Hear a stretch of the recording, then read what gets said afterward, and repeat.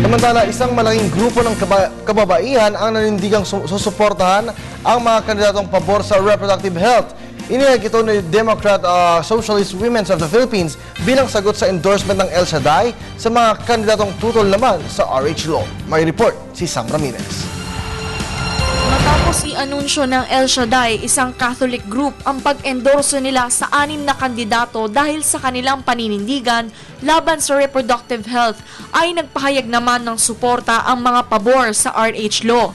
Ito ay ang grupong Democrat Socialist Women of the Philippines o DSWP, isang socialist feminist organization na may mahigit sa 257 na partner communities. Ayon kay Elizabeth Angsioko, pinuno ng nasabing grupo ay sinusuportahan nila ang mga lokal na kandidatong pabor sa RH Law, gaya nila Teddy Bagilat ng Ifugao, Kimi Coangco ng Pangasinan, Bolet Banal ng Quezon City, Sampo ng Manila, Jerry Trenas ng Iloilo City at Joey Zubiri ng Bukidnon. Ayon pa kay Angsioko na mahalaga sa kanilang grupo na iboto ang mga kandidatong may pro-RH stance upang maipaglaban ito sa House of Representatives. Dagdag pa niya na ang mga anti-RH senatoriables at mga kandidatong may play safe na pananaw tungkol sa RH Law ay hindi kabilang sa kanilang i-endorso o iboboto. Kasama sa listahang ito ang unang batch na inendorso ng White Vote Movement na sila Senador Gringo Honasan, Senator Aquilino Coco Pimentel Jr.,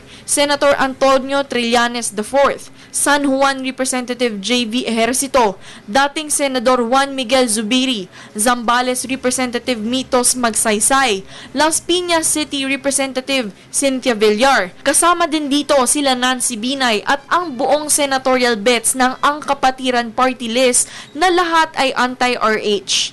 Nag-uulat pa ng bayan, Sam Ramirez.